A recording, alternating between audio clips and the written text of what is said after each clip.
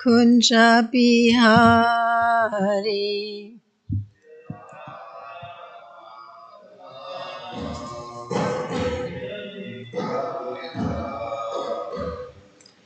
Gopi Jana Vallabha Girivaradari.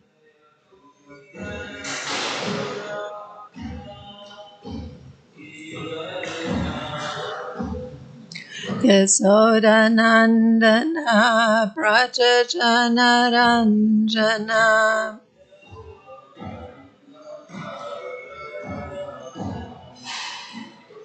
Yamunatira Vanachari.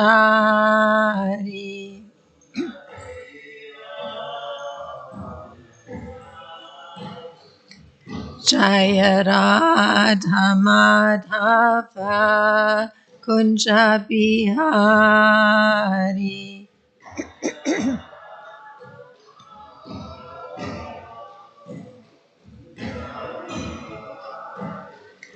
Gopi Jana Vallabha Girivaradari.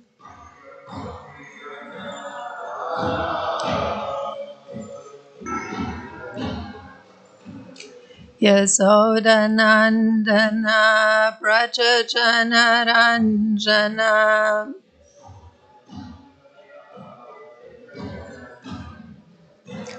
Yamunatira Vanachari.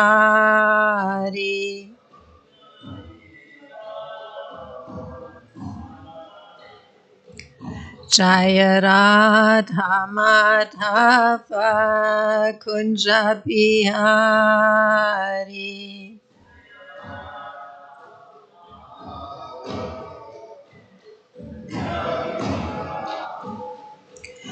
Gopi Jana Vallabha Girivaradari.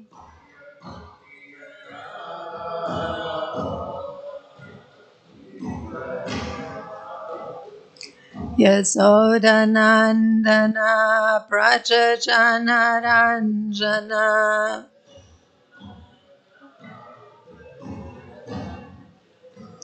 Yamunatira Vanachari.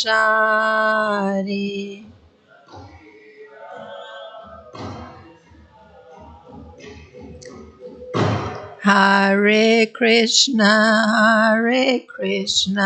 Krishna Krishna, Hare Hare, Hare Rama,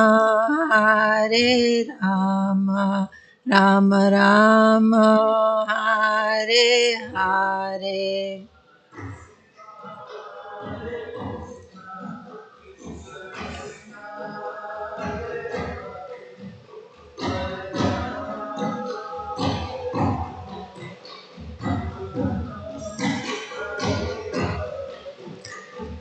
Hare Krishna, Krishna Krishna, Hare Hare, Hare Rama,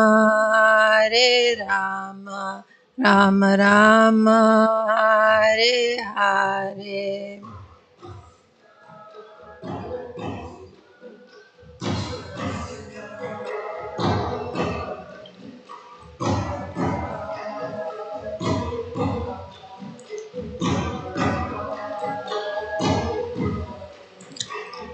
Hare Krishna, Krishna Krishna, Hare Hare, Hare Rama, Rama Rama, Hare Hare.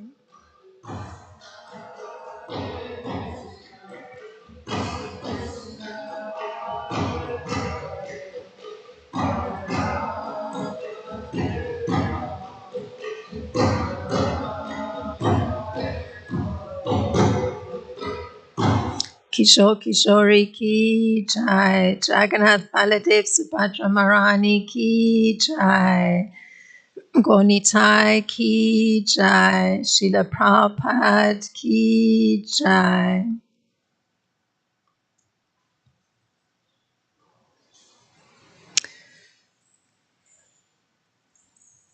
So, good morning. Today we're reading from Canto 11, Chapter 2, one text, text 39. Om Namo Bhagavate Vasudevaya. Om Namo Bhagavate Vasudevaya. Om Namo Bhagavate Vasudevaya.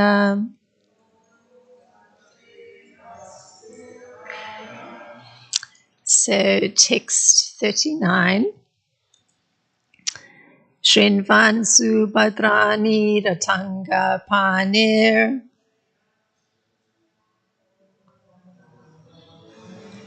Janmani Karmani Chavam Loke.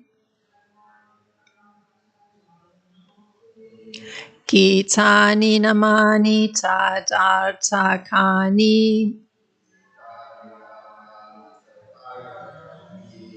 Kayan Vilajyo Vicharita Sangha.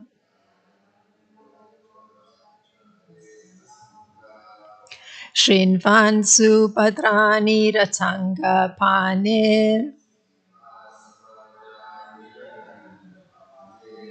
Janmani Karmani Chavam Loke.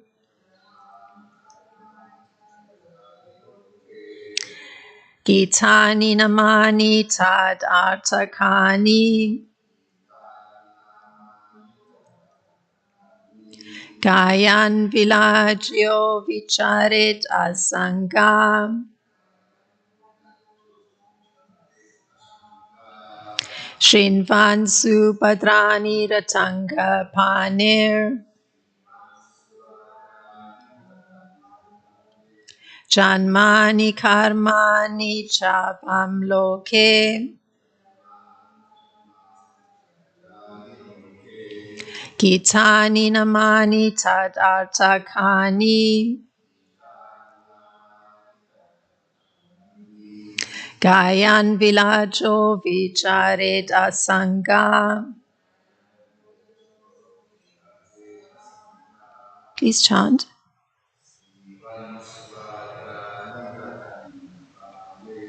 Shrinvan Subhadrani Ratanga Panir. Janmani Karmani Chavam Loke.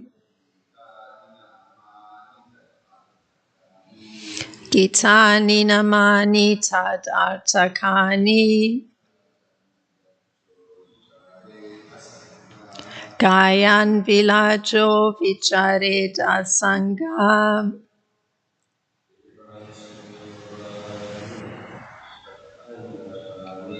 Shrinvan Subhadrani Ratanga Panir. Janmani Karmani Chavam Loke.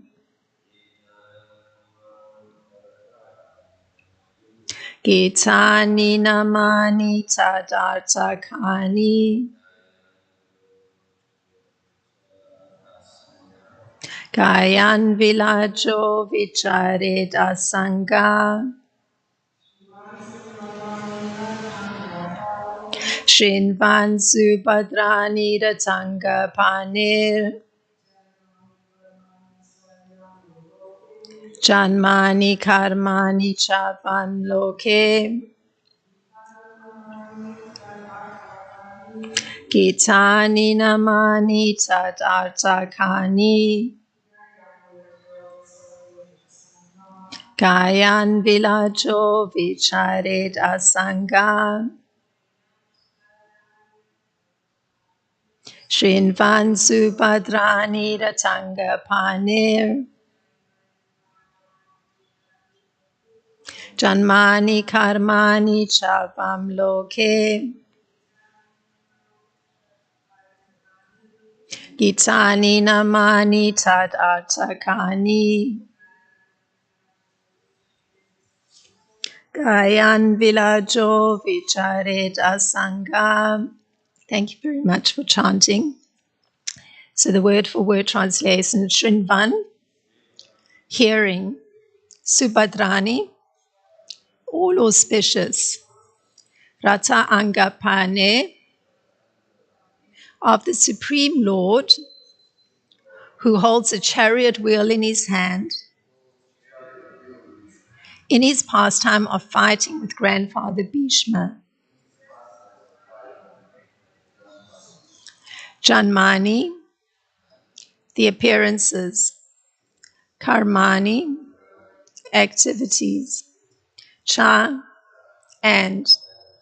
Vani, which.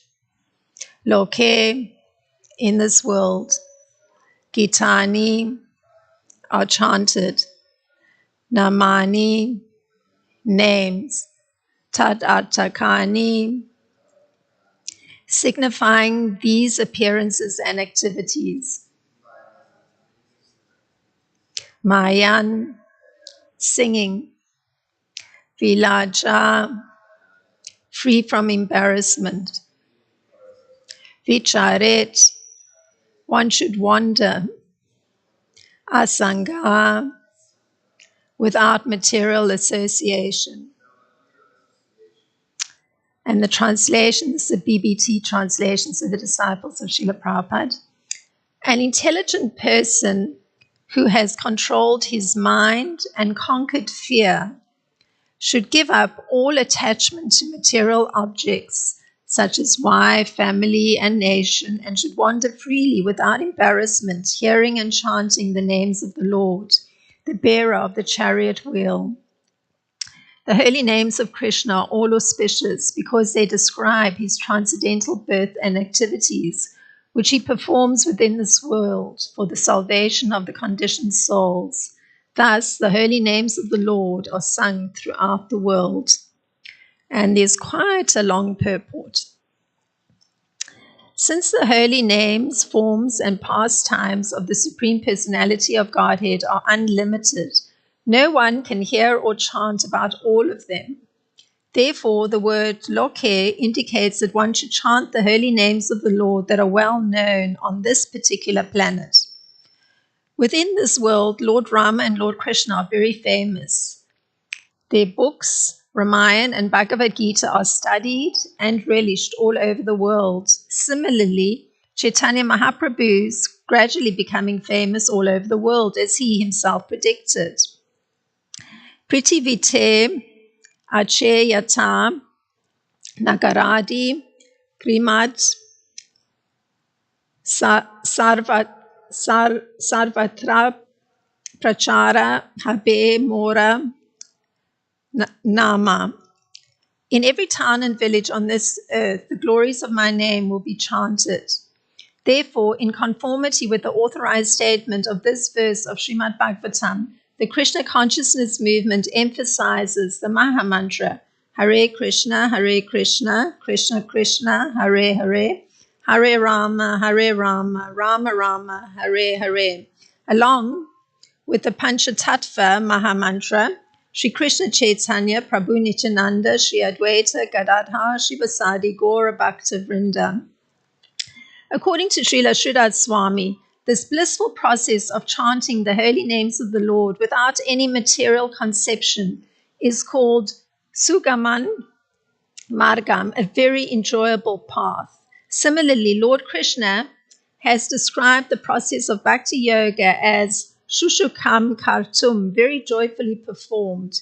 And Srila Lochan Das Thakur has sung Sabha Avatara Sara Shromani Kevala Ananda Kanda.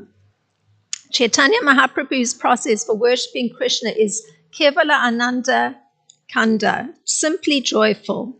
In this connection, Srila Prabhupada stated that people in any part of the world can assemble, chant the Hare Krishna mantra, read from authorized books such as Bhagavad Gita as it is, and accept Krishna Prasadam sumptuously, just as Chaitanya Mahaprabhu did in Navadvip. To be successful in this program, however, Lochan Das Thakur has warned, Vishaya Chadya, one must give up material sense gratification.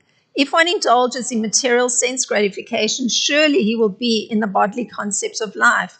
One who is in the bodily concept of life will undoubtedly have a materialistic understanding of the pastimes of the Supreme Personality of Godhead.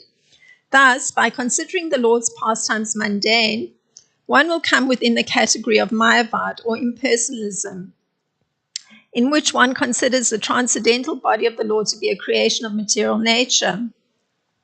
Therefore, the word asanga in this verse is very significant. One must chant the holy name of the Lord without mental speculation. One must accept Lord Krishna as he presents himself in Bhagavad Gita, wherein he states that he alone is Purushottama, the Supreme Personality of Godhead, and that his transcendental form is eternal.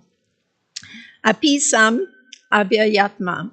Srila Jiva Goswami has emphasized Yam Shastra Dvara Sat Parampara Dvara Aloke Gitam Jamani Karmani Cha Tani Shrinvan Gayams Cha. If one wants to be successful in chanting and hearing the holy name of the Lord, one must adopt the process as it is coming down in the Sat Parampara, the transcendental disciplic succession. And the Sat Parampara can be identified by reference to bona fide Vedic scriptures. Contrary to the opinion of uninformed critics, the followers of Krishna consciousness are not mindless or fanatical.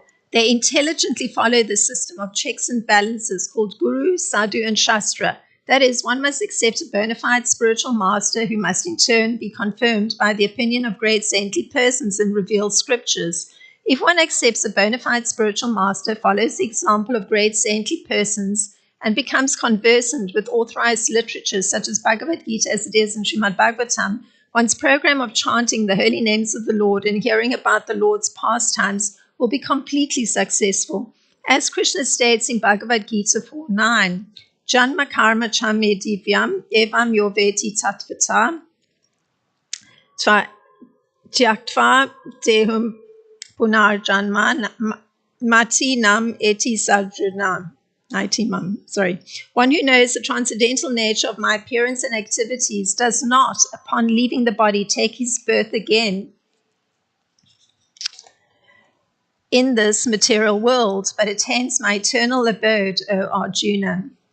Srila Vishwanath Chakravarti Thakur has stated that throughout the world, the Supreme Lord is known by many names, some of them expressed in vernacular language, but any name used to indicate the Supreme Personality of Godhead, who is one without a second, beyond the influence of material nature, can be accepted as the holy name of God, according to this verse. That is indicated by the word loke. One should not misinterpret the word vicharet, one should wander, to mean that while chanting the holy names of Krishna, one may go anywhere or engage in any activity without discrimination. Therefore, it is stated, vicharet asanga, one may wander freely, but at the same time, one must strictly avoid the association of those who are not interested in Krishna consciousness or who are engaged in sinful life. Sri Chaitanya Mahaprabhu has stated, asat sanga tyaga, e Vaishnava avara. That's from Chaitanya Charitamrita, Madhya 2287.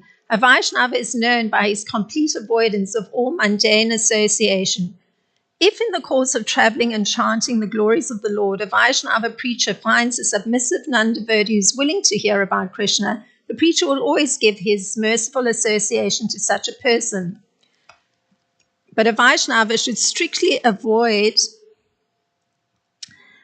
those who are not interested in hearing about Krishna. According to Srila Bhaktisiddhanta Saraswati Thakur, those who do not engage in hearing the astonishing pastimes and holy names of the Supreme Personality of Godhead, and who do not relish the Lord's pastimes, are simply executing mundane, illusory activities or indulging in false materialistic renunciation. Frustrated living entities sometimes take to dry impersonalism and avoid the descriptions of the Supreme Lord's eternal name, form, qualities, entourage, and pastimes. But if one gains the association of a pure devotee who gives up the path of dry, speculative argument and becomes situated on the actual Vedic path of devotional service to the Lord,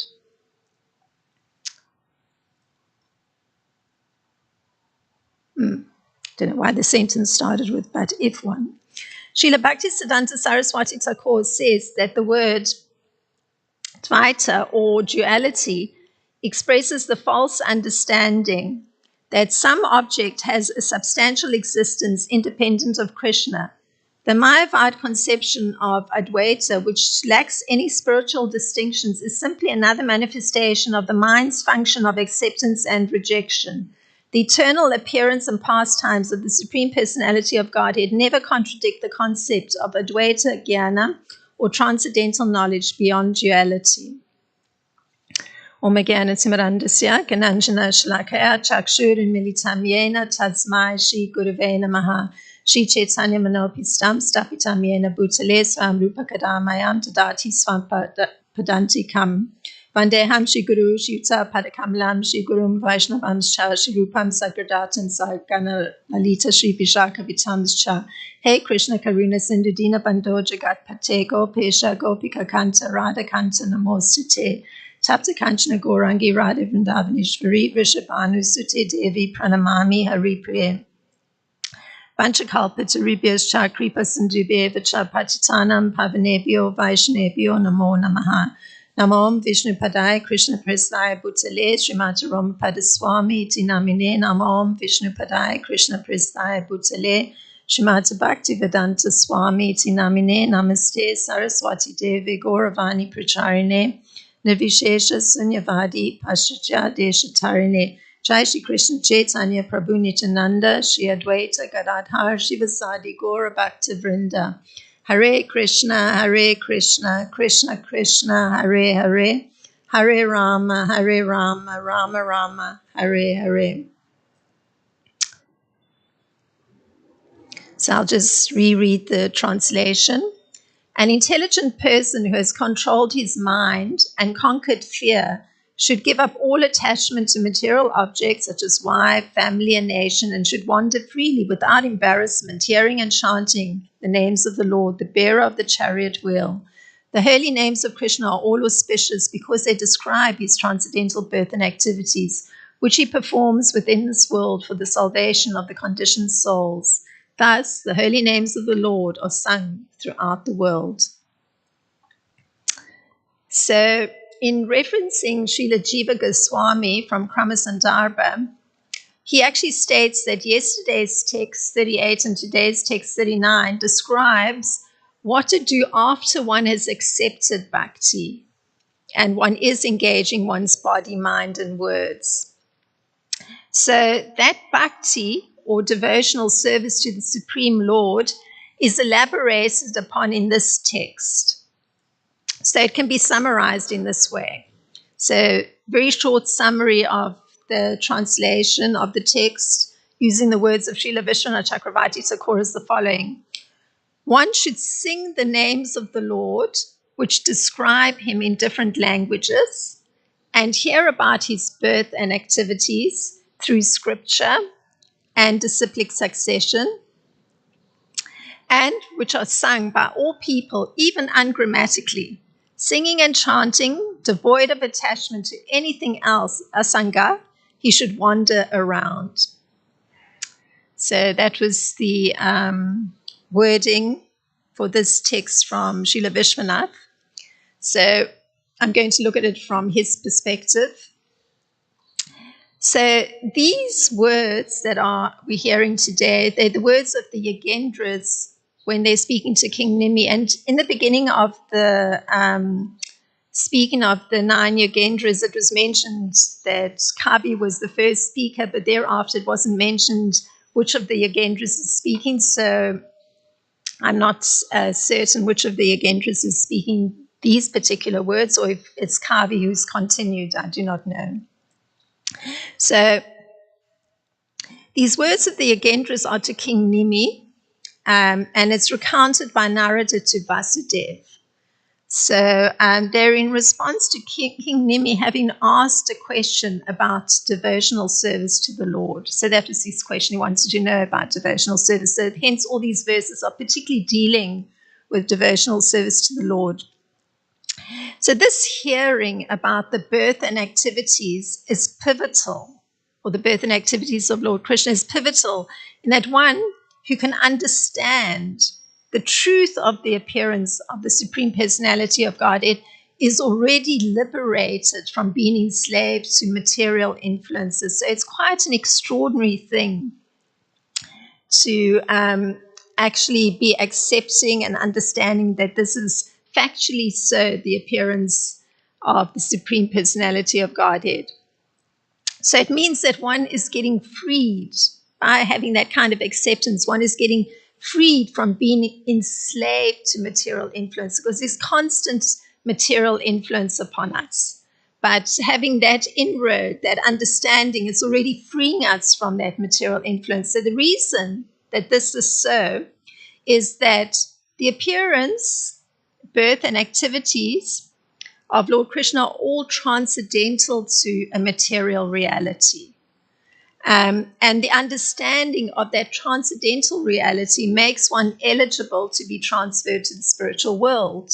So there's always a requirement that one has to meet for something.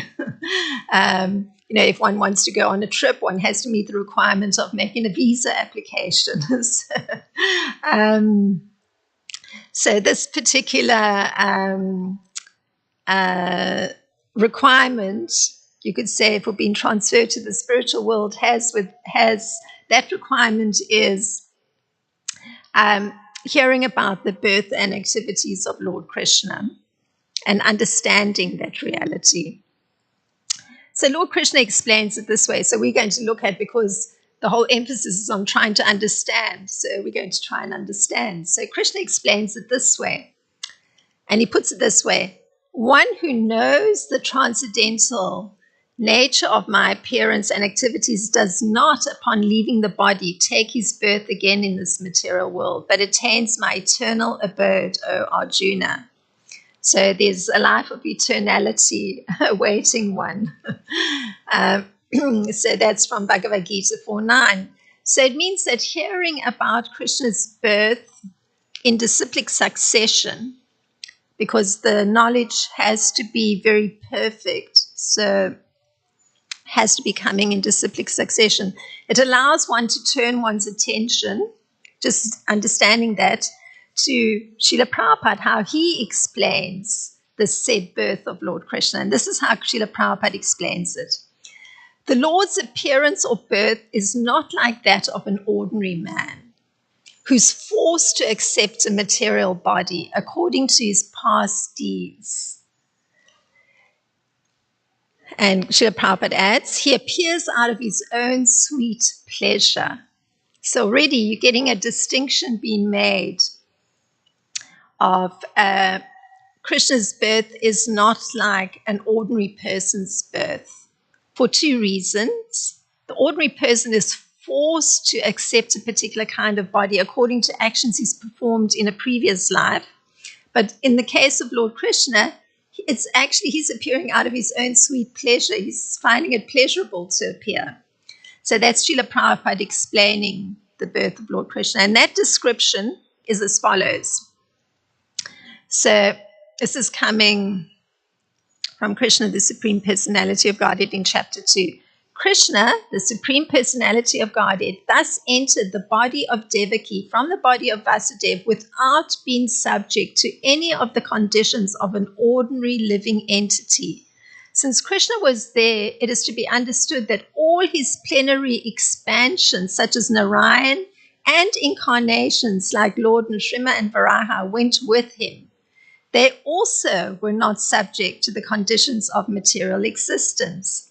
So you see the extraordinary contrast. The ordinary person is coming into a body that person or entity has to occupy based on previous deeds. And in the case of Lord Krishna, he's actually, apart from not going through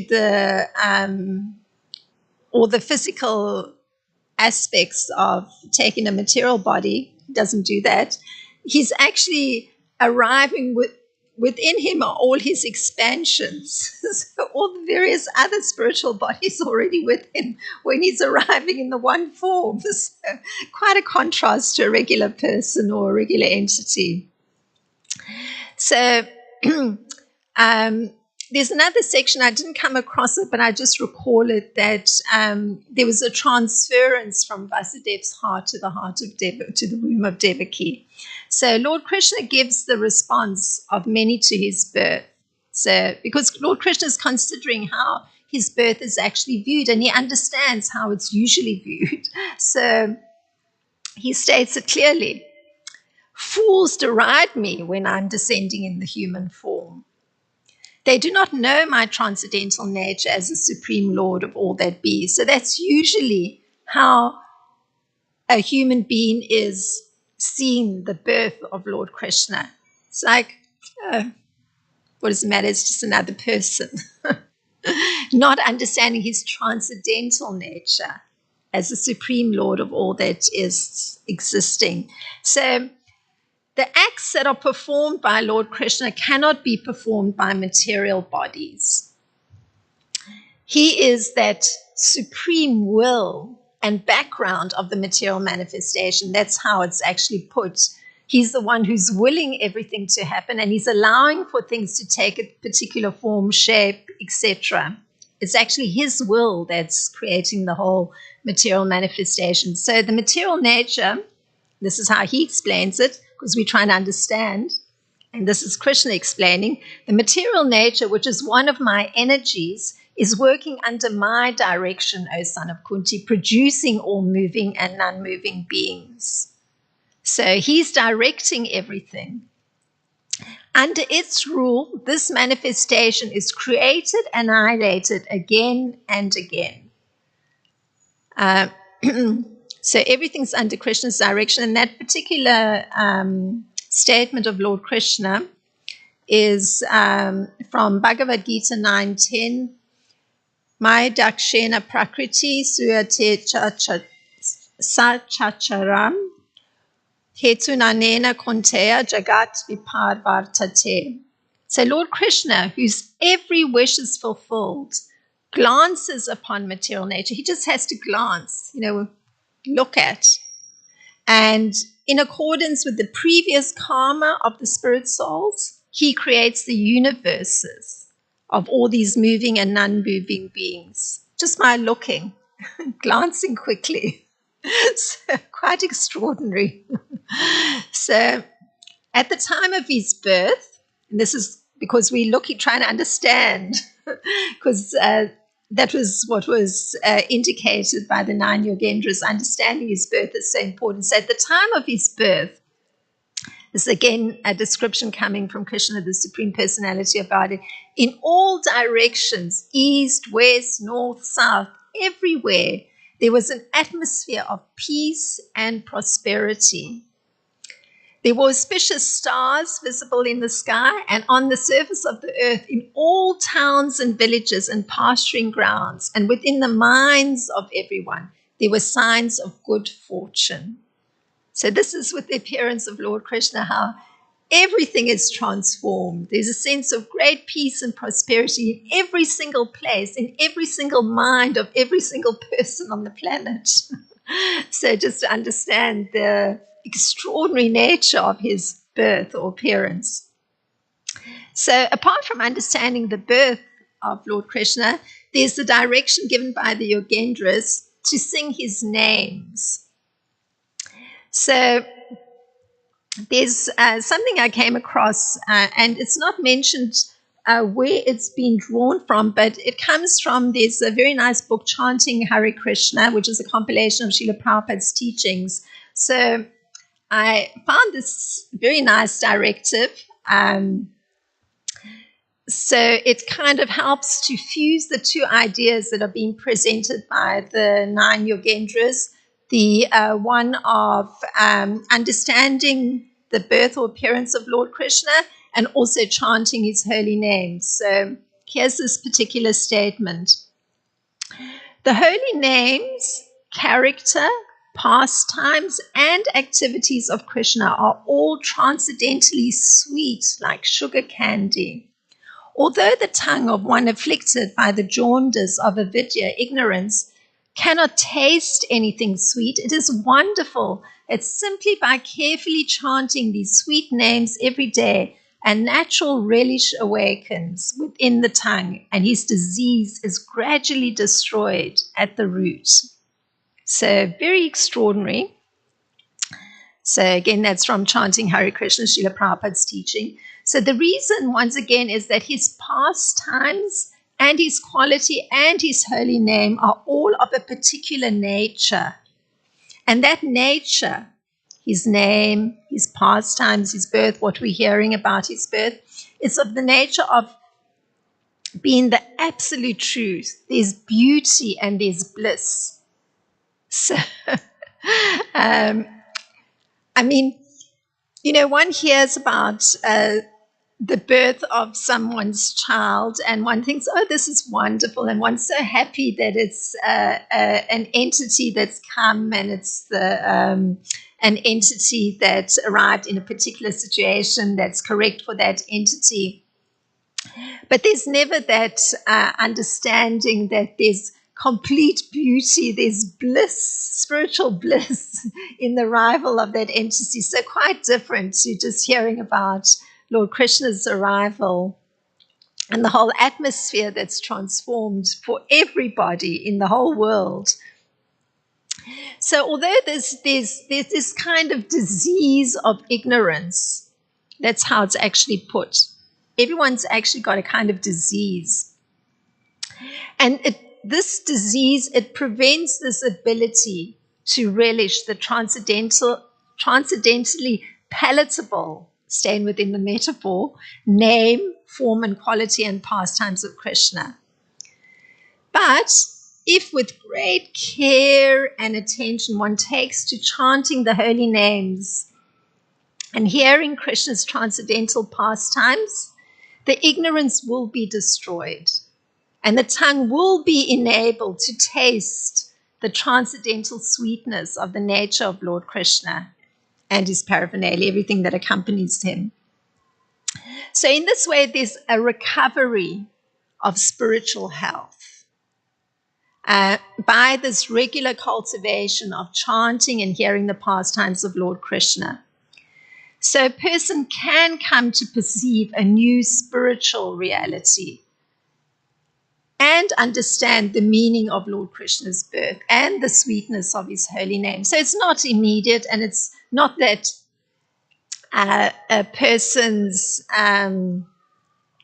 are immediately predisposed, not at all, because of this fact that it's considered that there's a kind of disease of ignorance, because one is holding onto a material reality.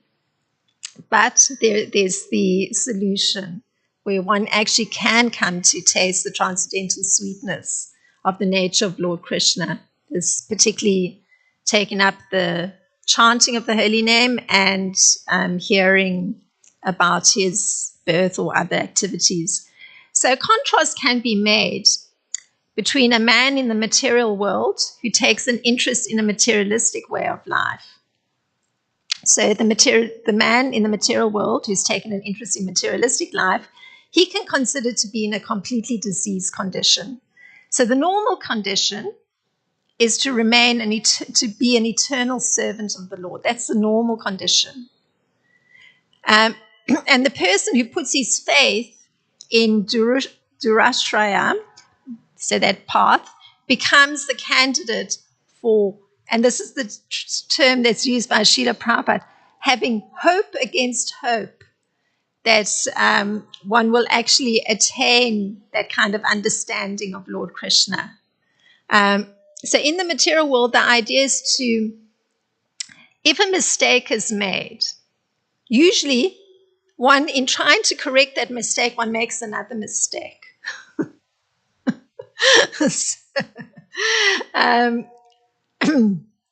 So that's why existing in the material world with having just a concept of material reality is such a struggle.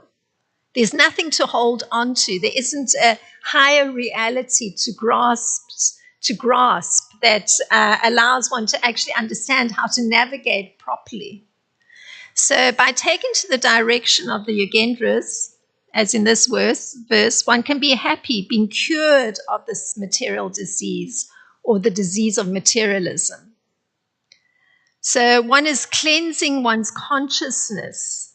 So initially in taking to chanting, one may be committing many offenses because after all, one has been so accustomed to holding on to material reality. But then there's a lessening of offenses that takes place. And finally, there's this pure stage where one is freed from what's usually called, it's a fire that one's in. One's actually in a fire, this material existence, this constant struggle. It's a fire, you're burning up. But through chanting and the offenses lessening, one's actually getting out of that fire. And one is actually beginning to have a taste for transcendental reality. So those were some thoughts on this particular verse. So if there's anything that expands the discussion, please feel free.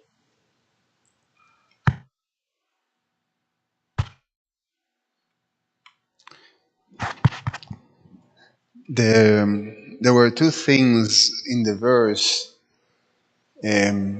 translation that sort of caught my attention. One is this Rata Anga Paner, which means the Lord who is holding the chariot wheel when he was battling grandfather Bhishma. No? Now, King Nimi is one of the kings of the Sun dynasty, who was a predecessor, no, of Janaka Maharaj, who was during the time of Lord Ramachandra, which was Tetra Yuga. So previous to that, previous to Maharaj Janaka, previous to Lord Ramachandra, so is Maharaj Nimi. So this meeting between the Nava Yogendras and Maharaj Nimi, one assumes, is previous to Lord Krishna's pastimes, and which is quite amazing that Kavi Muni of the Navayogendras is saying, describing Krishna as the holder of the chariot wheel. So means that, and they're described as Trikalagya, they can see the future. They can actually see the pastime of the battlefield of Kurukshetra. That's one possibility. The other possibility is that, it is because these are eternal pastimes of the Lord. So he is known by that name eternally, like that. So is there. So something, it just caught my attention. That is, the timeline doesn't apply, by him being called that name by the Navayogendras. And the other one is quite significant too, because using the word villaggio, which means without embarrassment.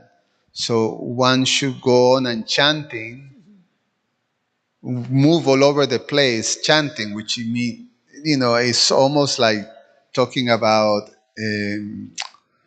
Sankirtan, which later, the famous verse that Krishna is worshipped by Sankirtan Yagya, by this another of the Nava Yogendras recited this verse, that one should be out moving around chanting without embarrassment. So implies is a lot of implications with that. Sometimes when we're new in Krishna consciousness and you have to go on Harinam, one is a little self-conscious, and embarrassed. Like maybe, people are thinking that we're weird or crazy or disruptive, and it becomes even more difficult when you see certain people rejecting, the devotees. So, but one should do it without embarrassment, meaning that there have to be certain deep understanding of the activity that you're doing, and sort of an experience of the the what is being quoted over and over in the verse, the joy that is attached to this activity, a transcendental joy. And basically, it's not an embarrassment, it's actually quite a joyful thing. And what you're sharing is joy, it's a spiritual joy when you do the chanting. So I think these two things caught my attention, so I just wanted to share. Oh, thank you very much for the two expansions on the discussion. Yeah, I think the emphasis is a lot on understanding.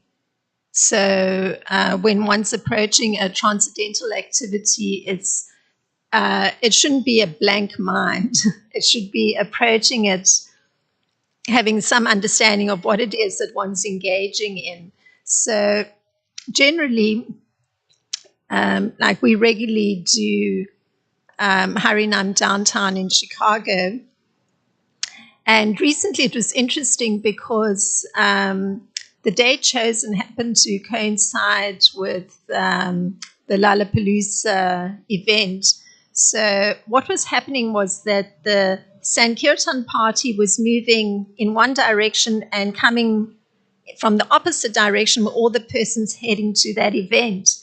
And because persons carrying in their mind, I guess, the focus of where they're headed to, it was so interesting because it was a completely different experience compared to when persons are just walking the streets, perhaps have some small destination. But this was a stream of people all with that one focus. And just because they're carrying that in mind, some materialistic pursuit, you could see that they were actually a little bit closed to responding to the chanting of the holy name. But because the holy name is so powerful, that particular day I was just distributing prasadam in that Harinam, which was some oranges. And so I found myself thinking, okay, the stream is coming towards me. Everybody is like intent on their destination. And I thought, well, I'm just going to see where I perceive some little opening. Somebody's turned their attention slightly towards the Harinam.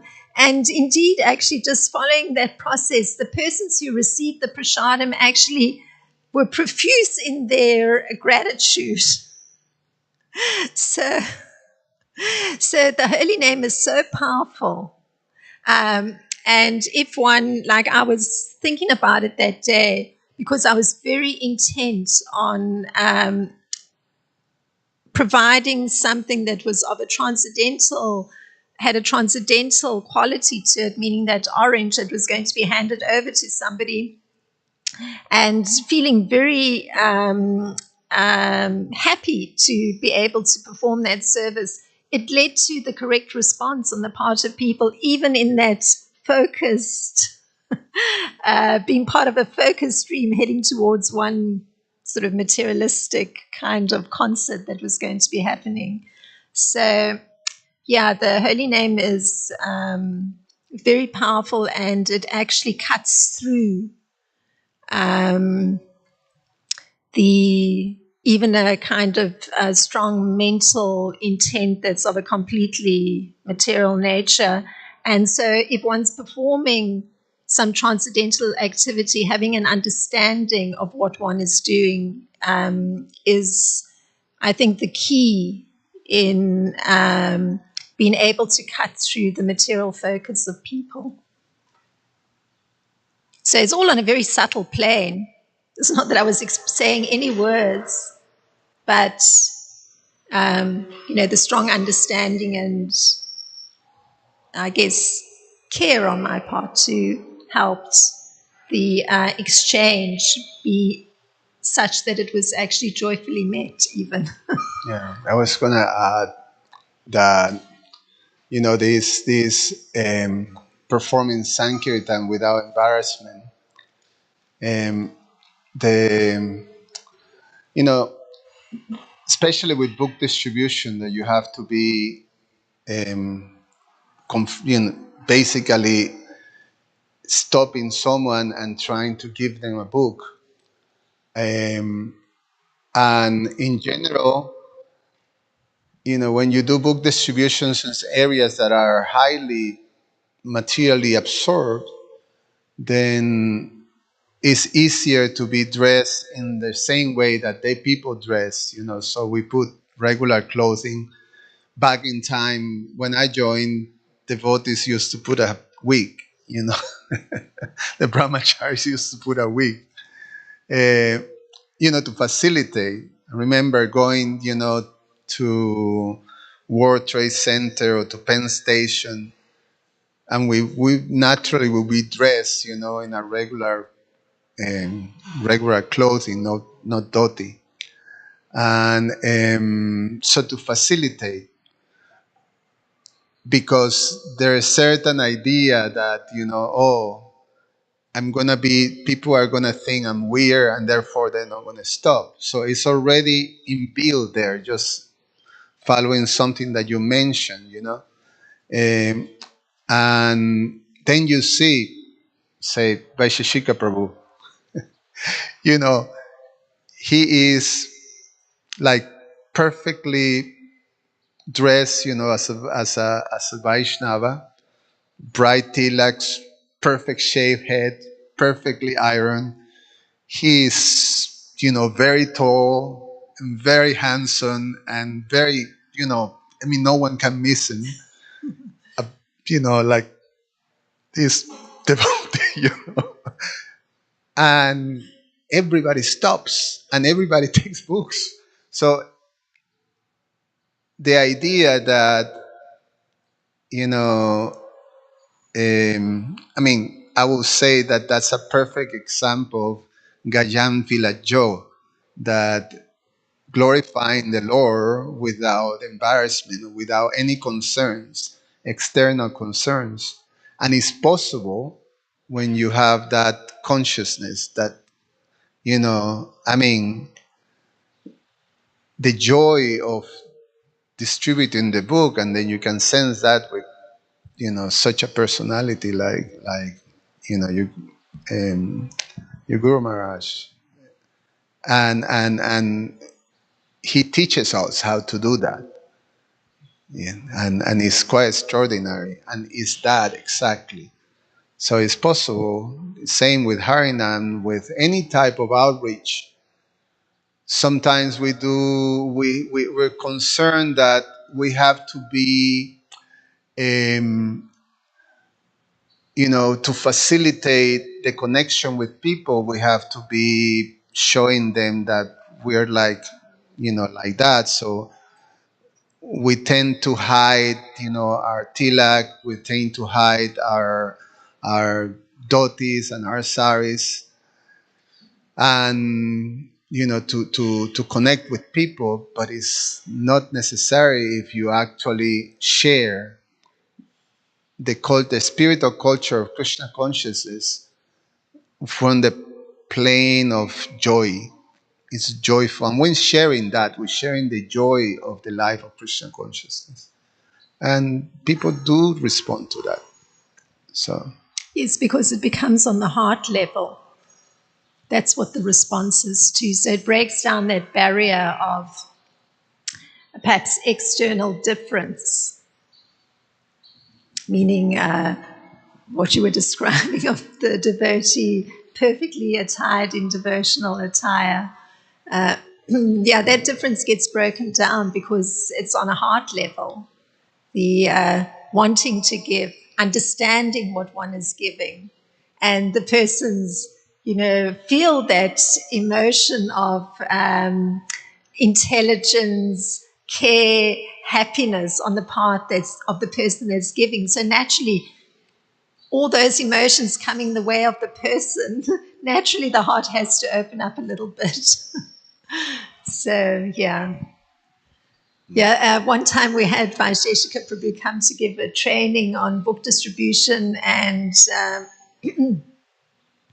I was observing. There was one interaction with out on the streets.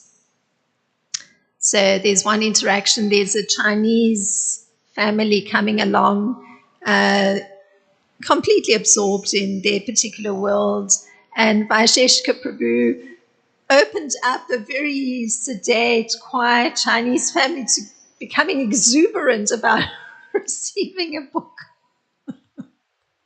So, yeah, it's a heart exchange. It's those emotions of meeting the heart of that other spirit soul that's there. So that's the actual exchange. Yeah.